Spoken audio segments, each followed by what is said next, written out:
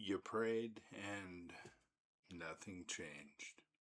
You know, that's one of the hardest things a person can feel is the silence that comes after a real prayer. Now, I'm not talking about a casual prayer. I mean the kind you prayed when your heart was all the way in it.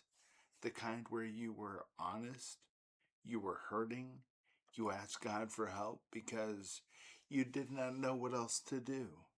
Then you waited and waited, and somehow the same problem was still there. The pain was still there. The fear, still there. Pressure, still there. The situation did not move. The door did not open, or the answer did not come. Now, that can do something to a person. Trust me, I know. It can make you feel tired in a deep place. It can make you wonder what you're supposed to do when you really did pray and nothing seems to be changing. That's where a lot of people are right now. They're not cold toward God, and they're not trying to run from Him. They're just worn down. They asked, they hoped, they trusted as much as they knew how. They keep believing, and then the days pass. Then more days pass. Then the thing they were praying about starts to feel heavier, not lighter. Now they're carrying disappointment on top of the original burden. That's what hurts so much. It's not just the problem itself, it's the silence around it. It's the feeling that you brought something real to God, and life, well, life still looks the same. And a lot of people hear shallow answers at that point. And you know what? Those do not help. Somebody says, you just need more faith. Or somebody says, maybe you're not praying right. Or somebody says, God is working. Just hold on. But they say it in a way that feels too clean for the pain that you're currently in. When you're really hurting, fake easy answers can make it worse. They can make you feel more alone. They can make you feel like there is no room to tell the truth. So let me just say this plainly. Listen up. It hurts when you pray and nothing changes. It hurts when you cry out and the situation stays heavy. It hurts when you're trying to trust God and your real life still feels stuck. I understand because that pain is real. You know, the mistake a lot of people make is thinking that silence means God is absent. I understand why they think that because when you're in it, the silence feels personal. It feels like distance. It feels like being overlooked. But silence is not always absence. Sometimes, silence is the place where your faith stops being built on quick relief and starts being built on who Jesus really is. And that's not a small thing, you see.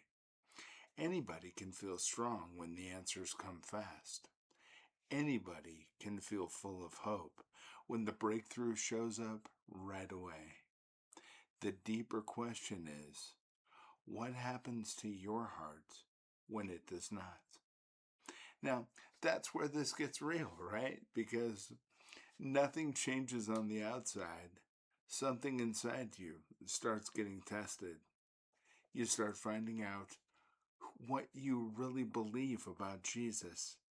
Not what you say in easier moments, and not what sounds right when you're at church. What you really believe when life is still heavy and your prayer still feels unanswered. Do you believe He is still good when you're there? Do you believe He is still near? Do you believe He is still working?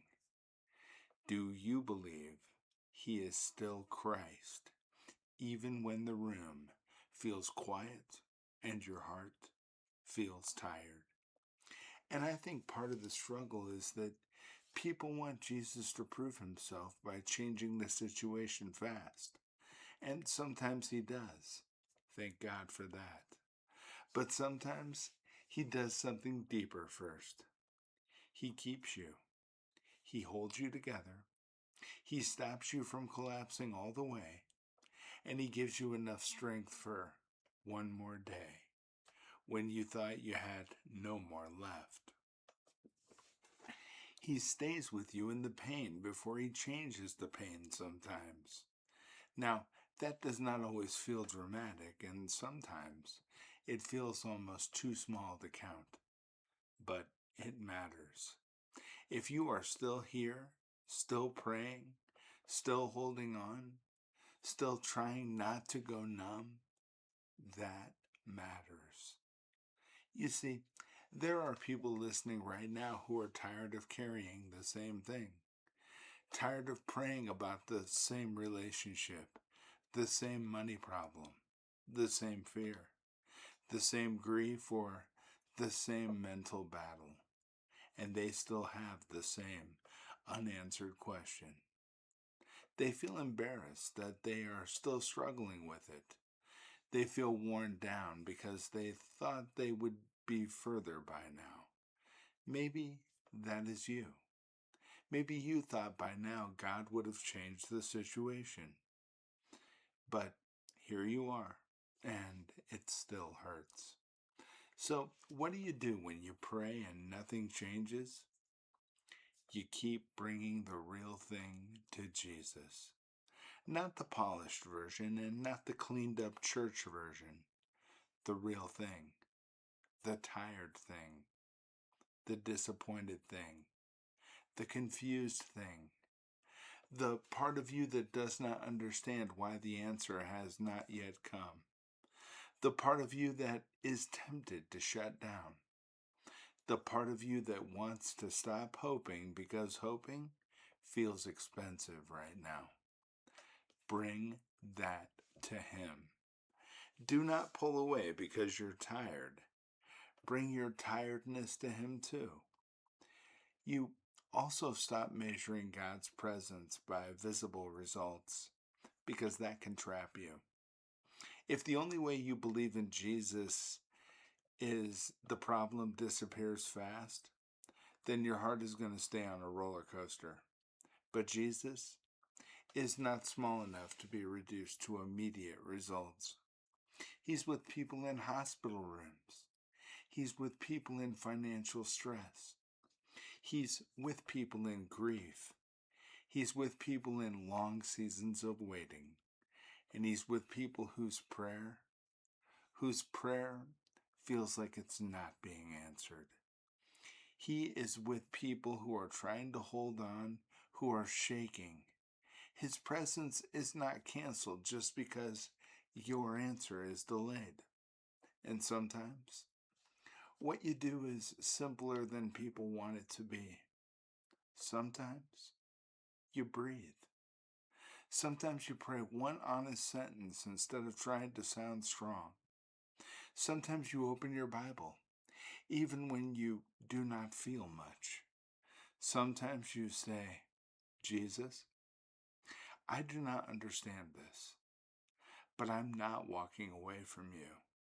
And you know what? That kind of prayer matters. That kind of honesty matters. That kind of faith matters. Now, it may not look impressive to the world, but it is real. And I think a lot of people need to hear that. Delayed answers do not mean you were foolish for praying. They do not mean God is ignoring you. They do not mean your tears mean nothing. They do not mean your faith was wasted. Sometimes, the hardest seasons are the ones where Jesus becomes more than an idea. He becomes the only reason you did not completely break. He becomes the one steady thing in a life that still feels unsteady. He becomes the one who kept your heart alive when everything around you felt heavy. So, if you're in that place right now, do not let the silence convince you that Jesus is gone. Do not let the delay tell you that God doesn't care.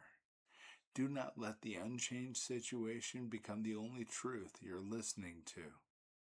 It hurts, and yes, it's hard, and it can wear you down. But Jesus is still near in the middle of what has not changed yet. And maybe that's the word for somebody today. Not that everything is about to change by tonight. Not a fake promise or a polished answer. Just this simple truth. The fact that nothing seems to be changing does not mean nothing is happening. God can be holding you in ways that you do not yet fully see. Christ can be keeping you in ways that matter more than you realize right now. The silence may be real, but it's not the whole story, and it does not mean that big things are not coming your way. So keep coming to Him. Keep being honest with Him. Keep bringing Him the burden, even if it's the same burden again and again. Keep refusing the lie that your unanswered prayer means you are abandoned. You may feel tired. You may feel disappointed. You may feel like you are barely holding on. But if you are still turning toward Jesus in the middle of that, you're not finished. You're not forgotten, and you are not alone. My name is Douglas Vandergraph, and I believe in Jesus Christ. God bless every single one of you. Every single one. And I'm going to pray for you and your needs as well. So now that there's both of us asking Jesus for what it is you need, can't get much better than that. Everybody else who watches this video, let's all pray for each other and watch a miracle happen. God bless you.